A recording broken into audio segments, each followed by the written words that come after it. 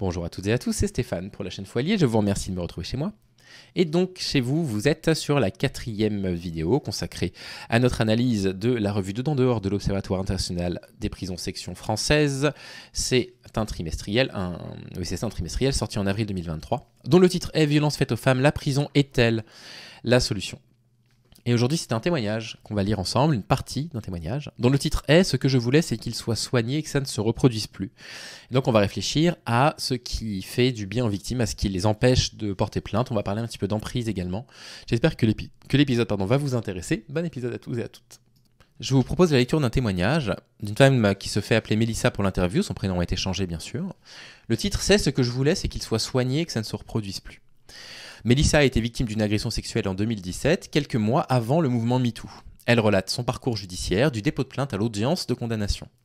À travers son récit, c'est aussi son cheminement qu'elle livre entre colère, déception et questionnement. Et donc on va lui donner la parole là, dans tout cet article-là.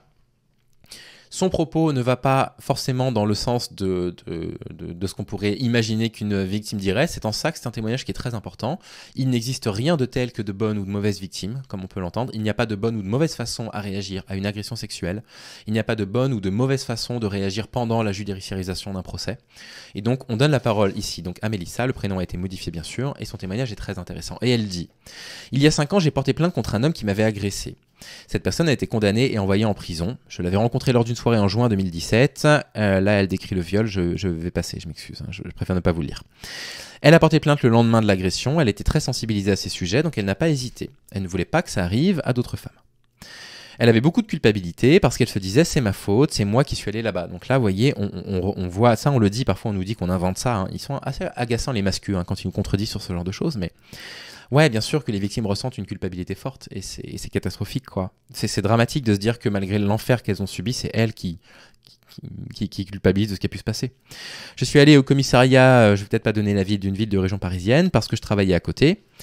Il y avait du monde, j'y suis retourné un petit peu plus tard. Ensuite, on lui a confirmé que ce qu'elle avait vécu était bien une agression sexuelle, elle n'en était pas sûre. Procédé de sidération, ben voilà, le policier est bien formé et reconnaît les faits et nomme. D'accord ? Ça, c'est un des rôles.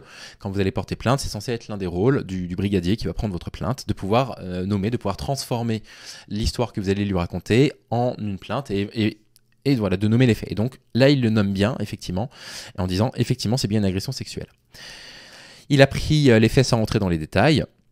C'était à 20h30 parce qu'elle y était allée le midi, il y avait trop de temps au commissariat, elle est entrée plus tard. Le policier ne m'a pas expliqué la marche à suivre en tant que plaignante. Ma meilleure amie, qui m'a accueillie le soir même et qui est greffière, m'a expliqué qu'il fallait que j'aille faire des examens à l'IMJ, l'Institut médico-légal. Une fois là-bas, on m'a dit que le commissariat aurait dû m'y envoyer avec un papier, c'est vrai, hein, le commissariat doit vous donner un papier pour expliquer à l'IMJ qu'ils peuvent réaliser les actes qui sont nécessaires à faire, un papier qu'elle n'avait pas. Même mon état psychologique ne pouvait pas être constaté sans ce papier. Hein. On ne peut absolument pas les recevoir, les victimes. Hein. C'est assez aberrant, ça, d'ailleurs. Au bout de 15 jours, je n'avais pas de nouvelles. J'appelle le commissariat où on m'explique que comme ça s'est passé dans une ville de région parisienne, tout a été transféré dans cette ville-là. Le dossier a été transféré là-bas. Et il ne se passe plus rien. Donc ça, moi, je suis en plein dedans, là, avec une personne que j'accompagne actuellement. Donc le dossier est passé d'un commissariat à l'autre. Il avait bien avancé dans le premier commissariat. Il a dû être transmis à l'autre commissariat. Plus rien. Ça fait 2 mois qu'il ne se passe plus rien. On est épuisé par ça. Et en plus de ça, pas de nouvelles, quoi. Enfin, elle a aucune nouvelle, son avocat non plus, une catastrophe. En octobre 2017, MeToo arrive, elle se dit qu'il faut faire quelque chose. Donc elle va dans le commissariat où le dossier a été transféré. Et on lui explique que sa plainte a été classée parce qu'il n'y avait pas assez d'éléments. Comme ça. Elle fait un scandale à l'accueil, comment c'est possible. Quelqu'un l'appelle plus tard, explique qu'ils ont retrouvé sa plainte, fait le rapprochement avec une autre, mais qu'il manque des informations pour en être sûr, donc on lui demande de redéposer plainte. Ouais, donc en fait, ça n'a pas été classé, quoi. C'est juste qu'il ne savait pas où était son dossier, enfin, c'est épuisant. Elle revient, elle est accueillie par une policière. Elle dit de cette policière qu'elle était très bien. Elle me pose toutes les questions qu'on aurait dû me poser la première fois, me demande plein de détails. Ça montre ce qu'on a toujours dit, c'est que avant MeToo et encore un petit peu aujourd'hui, mais surtout avant MeToo, les policiers étaient mal formés à la prise des plaintes, quoi. Sincèrement mal formés. Et donc il faut qu'elle refasse tout, quoi. Il faut qu'elle refasse tout 1 an après, ou 2 ans après, je ne sais plus. et qu'elle se replonge dedans et qu'elle redonne tous les détails, etc. Bon, la policière explique que ce genre d'agresseur suit souvent le même scénario, effectivement c'est des modus operandi, que c'est grâce à ces éléments qu'on peut faire des liens entre les affaires et retrouver la personne. On me montre des photos de plusieurs hommes, je le reconnais. On me dit qu'il vient d'être arrêté pour une histoire similaire. On fait venir un psychologue pour attester de mon état psychologique, enfin. Ma plainte est enfin enregistrée et l'affaire suit son cours. Je me constitue partie civile, mais je ne prends pas d'avocat parce que je ne voulais pas demander d'argent. Donc je ne voyais pas l'intérêt. En janvier 2019, on a été convoqués, lui, une autre plaignante et moi, pour nous annoncer que l'instruction était close et que le procès aurait lieu en février. Ça devait être jugé en cour d'assises car l'autre femme l'accusait de viol, mais ça a été requalifié et c'est passé au tribunal correctionnel. Punaise. Chez un récidiviste, hein. Et il n'y en a pas que deux, des victimes, comprenez bien. Évidemment qu'il y en a plus que deux, quoi. Le procès a été rapide, on m'a interrogé, il fallait reparler de toute cette histoire. Les magistrats ont posé des questions orientées comme « Vous avez dit ça ne m'amuse plus », mais non, j'ai dit ça ne m'amuse pas. Comme s'ils voulaient me faire dire que c'était une drague qui avait mal tourné. Mais moi, je ne venais pas pour être dragué, je venais pour passer une audition, c'est le contexte de son agression.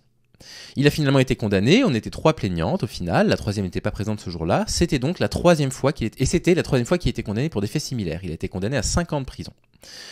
L'injonction de soins requise par le procureur n'a pas été retenue. Moi, c'est tout ce que je voulais, qu'il soit soigné et que ça ne se reproduise plus. Ça, c'est très intéressant. C'est-à-dire que là, vous êtes dans la tête d'une femme qui est héroïque, donc qui se fait donc appeler Mélissa, qui subit une agression sexuelle, qui apprend que ce même mec est actuellement qu'il y a une enquête sur lui pour viol, qu'il y a une autre femme qui a subi une agression sexuelle. Il est condamné à de la prison et elle, ce qu'elle répond, c'est « mais non, mais... » Moi, je voulais juste qu'on le soigne, en fait. Je voulais juste m'assurer que quand il ressorte, il agresse plus personne.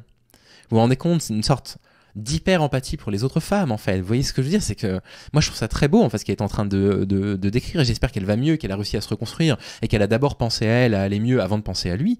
Mais c'est beau de se dire, voilà, mais en fait, ce que je voulais, c'est qu'il soit plus un danger pour la société, quoi. Il avait demandé une permission de sortir récemment, donc le commissariat m'a appelé, il voulait savoir où j'habitais, s'il avait mes coordonnées, ce que ça me faisait de savoir qu'il sortait, etc. Donc une bonne réaction là du commissariat. Elle répond, je n'étais pas bien, ça m'a replongé dans tout ça. Le fait qu'il sorte, en fait, ça m'est égal, j'aurais préféré qu'on ne me prévienne pas, je n'avais pas envie d'en reparler. Et donc, on reprend un petit peu tout le questionnement qu'il y a derrière les bracelets anti-rapprochement, le fait de prévenir les victimes quand il y a une sortie, même quand c'est une sortie en urgence, comment on fait? C'est-à-dire qu'en fait, ce sont des procédés qui sont assez récents. Vous l'avez vu, ils ont été mis en place à partir de 2019. Donc voilà, tout ça est encore récent. On tâtonne, on cherche des bonnes solutions pour gérer ces situations-là. Il semblerait que, comme on l'avait lu dans l'article précédent, qu'effectivement prévenir les victimes puisse être un grand sujet d'anxiété. On tâtonne, on va trouver des solutions avec le temps pour que on réagisse de la meilleure des façons possibles, quoi.